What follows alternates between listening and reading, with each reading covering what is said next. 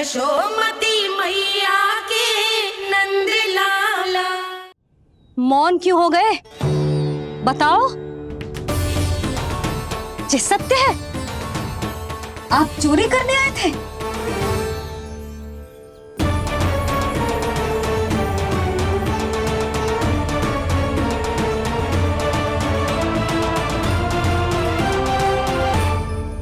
बच गए। बच गए।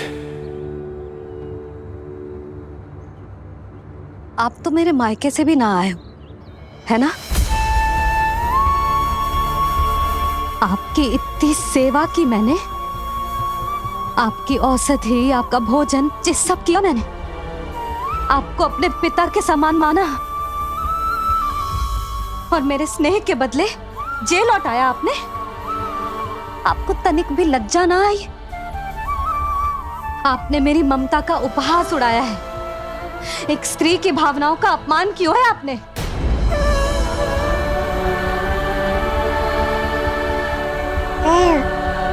अब आप खड़े क्यों हो मेरे सामने? इससे पूर्व कि मैं भूल जाऊं कि आप मेरे पिता समान हो, और इससे पूर्व कि मेरे पति आपको दंड दे, निकल जाइए मेरे घर से। क्षमा कीजिएगा प्रभु।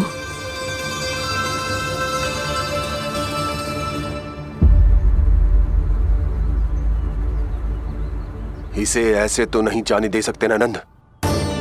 इसके कर्मों का कुछ तो दंड देना होगा इसे। दंड मिलेगा भैया, कंस देगो दंड ने। जब ये असफल उसके सामने पहुंचेंगे।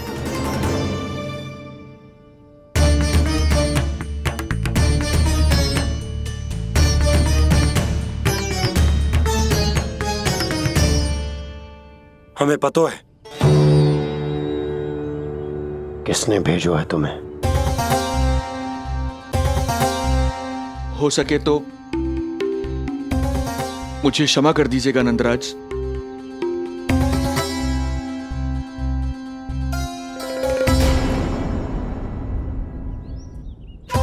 आप यहां से जीवित इसलिए लौटकर जा पा रहे हैं क्योंकि मैं हिंसा का विरोधी हूं, और मैं नहीं चाहता कि यशोदा को पता चले कि उसके लल्ला के प्राण बड़े संकट में।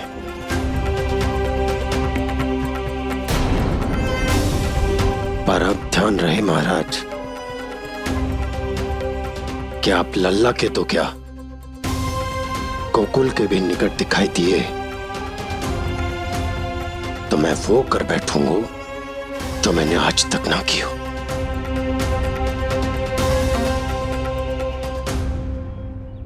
मैं क्षमा प्रार्थी हूं महाराज।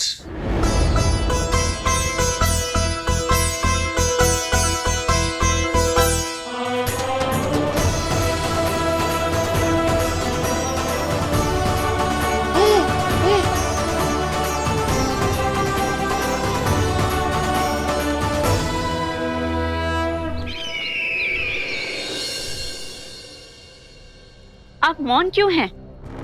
कुछ कीजिए। ऐसा लग रहा है कि आपका ये अस्त्र भी असफल हो जाएगा। इतने दिन बीत गए हैं, अभी तक लौटा नहीं है, ना ही कोई सूचना भिजवाई है। सूक्ष्म बुद्धि श्रीधर, इसके रक्त में पराजय है ही नहीं, क्योंकि वो शक्ति से नहीं छल से कार्य करता है। विष्णु जैसे छलिए के लिए सूक्ष्म बुद्धि श्रीधर से अधिक उपयुक्त कोई हो ही नहीं सकता। महाराज,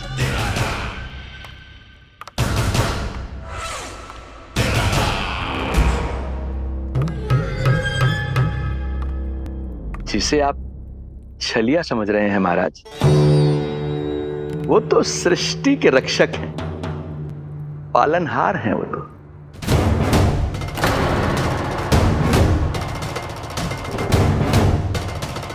मेरी बात मान लीजिए महाराज, उनके प्राण लेने का प्रण त्याग कर अपने मन के अंधकार के प्राण लीजिए। स्वीकार कर लीजिए उनकी कृपा। मस्तिष्क फिर गया है क्या? मस्तिष्क फिर नहीं गया है महाराज, बल्कि जीवन में पहली बार सही कार्य कर रहा है। और उनका सत्य आप भी जितना शीघ्र जान लेंगे उतना ही अच्छा है आपके लिए। कैसा सत्य? यही कि गोकुल में पल रहे उस बालक के रूप में स्वयं विष्णु धरती पर आए हैं।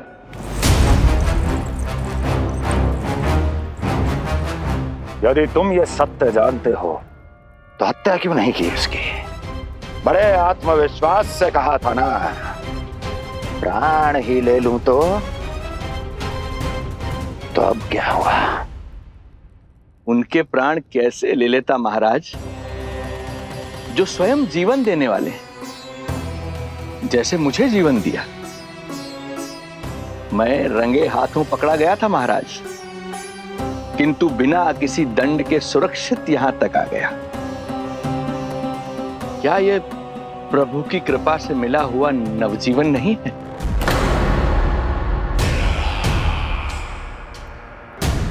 ये आपके सामने अपने शत्रु का गुणगान किए जा रहा है और आप अभी भी मौन हैं।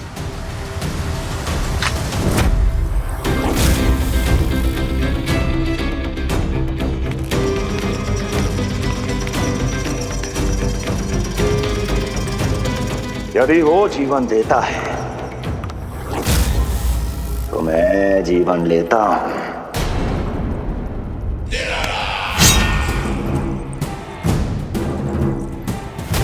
अब तेरा जीवन लूंगा यदि फिर से उसका बखान किया तो।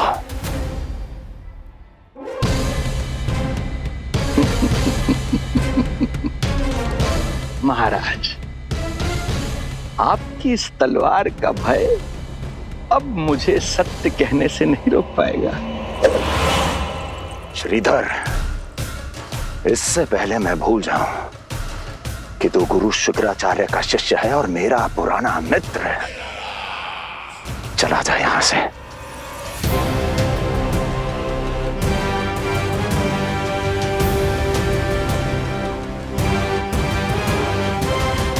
चला जा। ओम नमो भगवते वासुदेवाय। ओम नमो भगवते वासुदेवाय।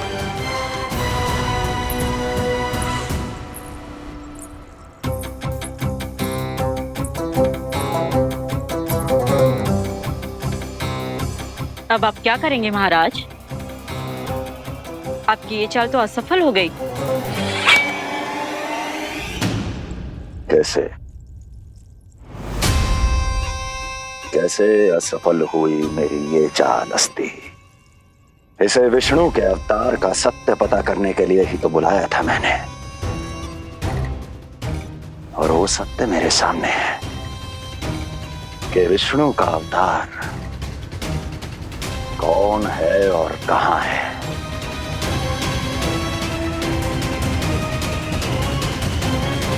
विष्णु विष्णु विष्णु। हे नारायण, आपका कोटि कोटि धन्यवाद जो आपने हमारे नीलमणि की रक्षा की। परंतु क्या होगा? हाँ,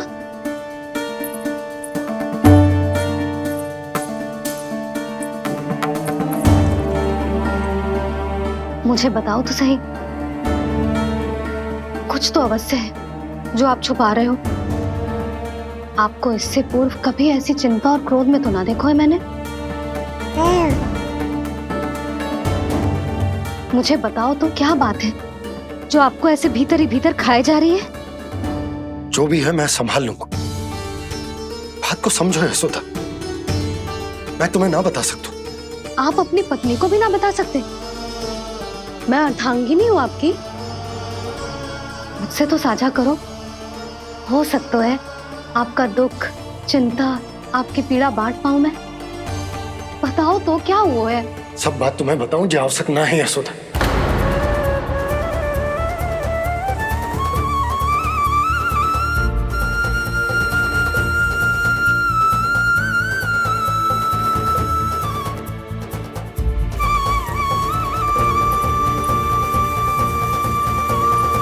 यशोदा,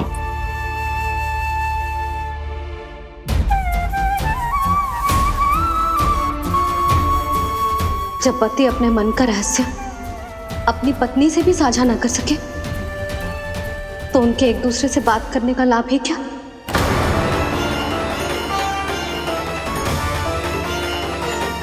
ये तो गड़बड़ हो गई।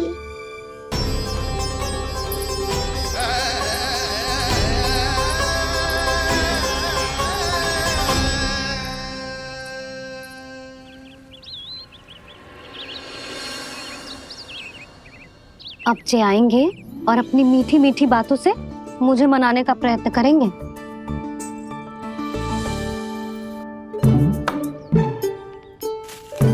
किंतु इस बार उनकी एक ना सुनूंगी मैं। हाँ, यशोदा, यशोदा, यशोदा, मेरी बात तो सुनो। यशोदा,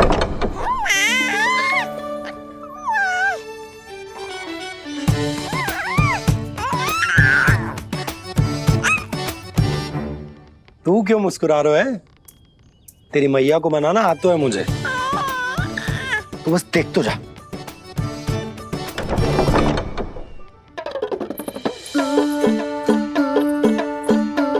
वाह, इतनी शीघ्र हार मान गए।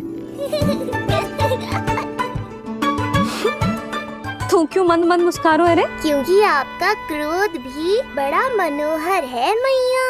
देखियो लल्ला, इस बार तेरे बाबा बिल्कुल ना मना पाएंगे मुझे। हाँ।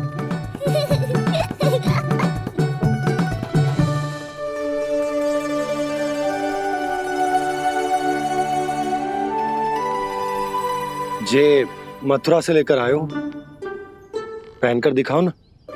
लल्ला, मैं अभी आई। हाँ, यशोदा, यशोदा देख तो लो। बाबा, वस्त्रों और आभूषणों से कुछ नहीं होने वाला।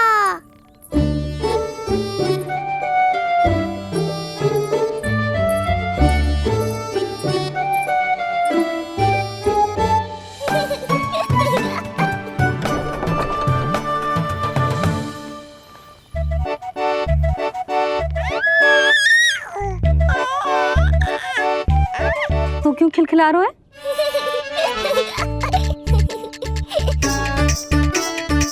मैं तो बस इसे संभाल कर। तू चुप कर लल्ला।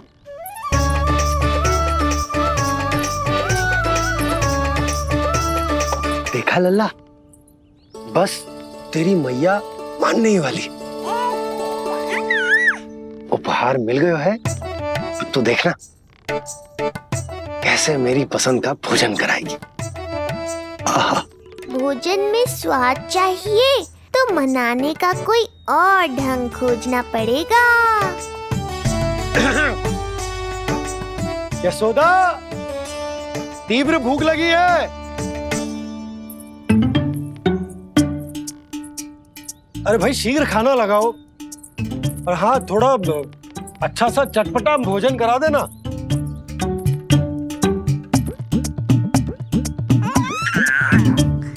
अब देखना अच्छे अच्छे पकवान लेकर आएगी।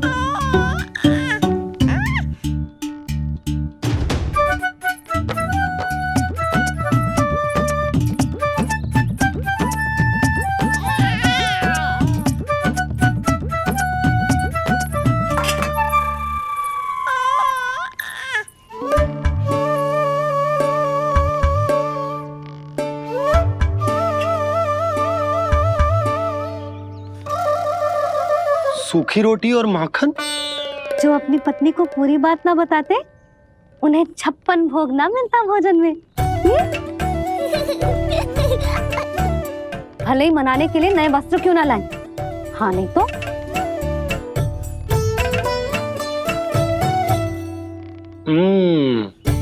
वाह, ये सूखी रोटी और माखन में भी क्या स्वाद है। बस भोजन के साथ तुम ऐसी दो मीठी बातें कर लेती तो आनंद आ जाता।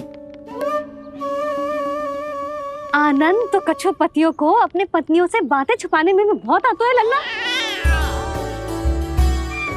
देख लल्ला, जब तू बड़ा हो जाएगा ना तो अपनी जीवन संगनी से सब कुछ बताइयो, कुछ भी छुपाइयो मत। तभी तो तू अच्छा पति कहलाएगा ना। ना तो रूखी सूखी मिलेगी खाने में। हाँ, अब तक तो चुप्पी साध कर बैठी थी, कम से कम ताना तुम्हारा। ये प्रसन्न होने की बात नहीं है बाबा, अब तक तो केवल बदली छाई थी। ये संकेत है कि अब बादल भी गरजेंगे और वर्षा भी होगी। यशोदा, कब तक बात ना करोगी? अब तो क्षमा कर दो। रानी भाभी, आ जाओ। रानी भाभी, ज्योति जी के यहाँ से कोई आया था और जी मुझे कंठक दे के चलो गो। ओह, दे दो। नारायण भली करे।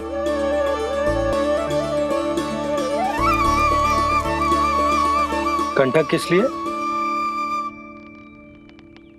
तुझ पर इतने संकट आ रहे हैं ना लल्ला, इसीलिए ज्योतिषी जी से कह के ये यंत्र वाला कंठक मंगवाया है तेरे लिए।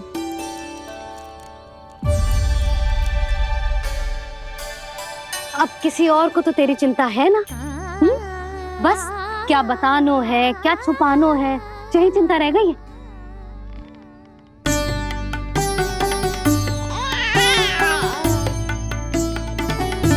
यशोदा, चिंता मुझे भी, तभी तो बता ना पा रहा हूं कि हमारे लल्ला पर आने वाले संकटों के पीछे कोई और ना, स्वयं कंस।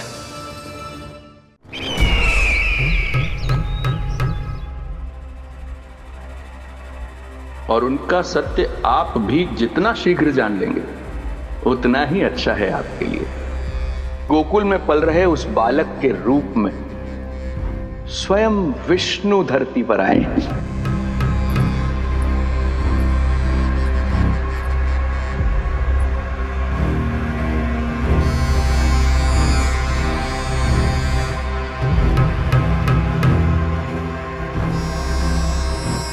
स्वामी, लगता है रात्रि भर नींद नहीं आई है आपको। पूतना मारी गई, श्रीधर भी गया, केवल इसलिए कि आप देवकी और वसुदेव के समक्ष दुर्बल पड़ गए। संतानों के जन्म के लिए आपने उन दोनों को जीवित छोड़ दिया। आपसे छल करके वो दोनों आनंद में हैं और आप सही से विश्राम तक नहीं कर पा रहे हैं।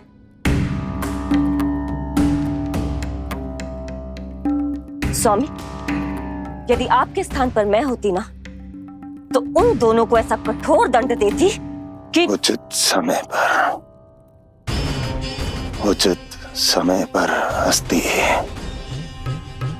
पहले मैं उन दोनों के उस मायावी बालक का वध करूंगा, फिर उन दोनों को अपने पैरों के तले कुचल दूंगा मैं।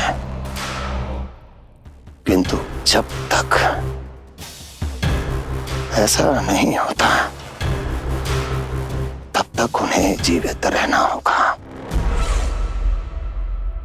क्योंकि उस शिशु विष्णु के विरुद्ध वही दोनों मेरा सुरक्षा कवच है।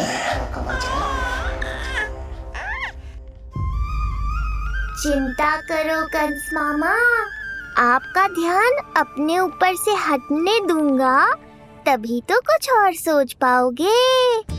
पुत्र होने का दायित्व मुझे दोनों के प्रति निभाना होगा, चाहे वो मुझे जन्म देने वाले माता पिता हो या मेरा लालन पालन करने वाले मैया और बाबा, जो इस समय युद्ध के लिए तैयार है।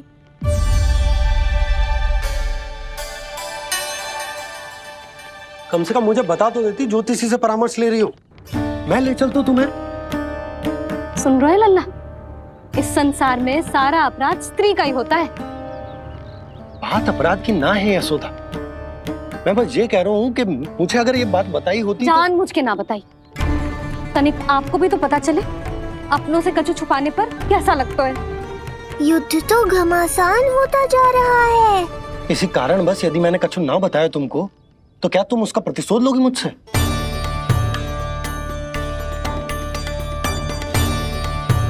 हे नारायण, ये क्या कहना चाहते हैं? क्या इतनी कठोर हूं मैं? लल्ला के लिए एक छोटा सा निर्णय तो लियो मैंने। अपने लल्ला पर क्या इतना भी अधिकार ना है मेरा? अब क्या हर बात पर अनुमति लेनी पड़ेगी मुझे? इससे पहले कि ये आंसुओं की वर्षा क्रोध की आंधी में बदल जाए, मुझे ही कुछ करना होगा। यशोदा, मेरे कहने का अर्थ, यशोदा बात तो सुनो। सुनने को बचो क्या है अब? आप बस कृपा करके मुझे उन सभी बातों की सूची दे दो जिन जिन के लिए मुझे आपसे आज्ञा लेनी है।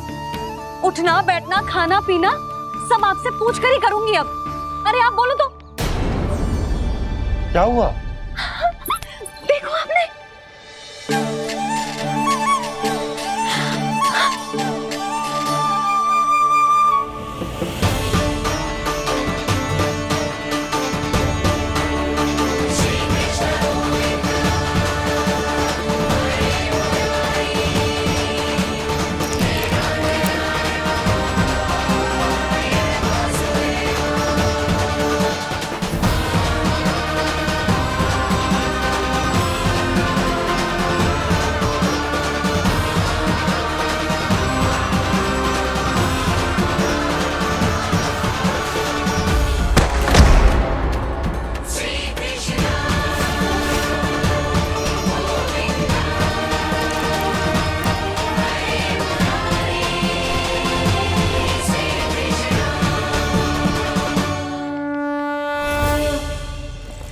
हमारे लल्ला ने अपनी पहली करवट ले ली।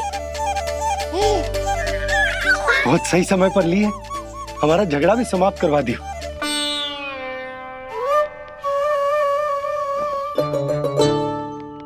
यशोदा भाभी, तुम दोनों ने क्षण भर की देरी कर दी। अभी लल्ला ने पहली करवट ली है। हाय, सच्ची? अब भूला जानकी, तुम पूरे गोकुल में मिठाई बंटवाओ। गोकुल के राजकुमार ने आज पहली करवट ली है। हाँ। और यशोदा तुम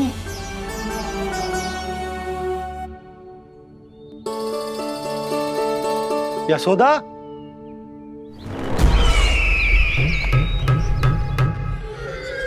कौन था वो? कहाँ गया है? कोई तो है यहाँ। ये आप क्या कर रहे हैं स्वामी? कोई तो था, किसी ने तो मुझे धक्का दिया है। ये संभव नहीं है महाराज। इस कक्ष की सुरक्षा इतनी कड़ी है कि एक चींटी भी बिना सुरक्षा जांच के भीतर प्रवेश नहीं कर सकती। किंतु ऐसा हो सकता है जब वो विष्णु अपनी माया का प्रयोग करे।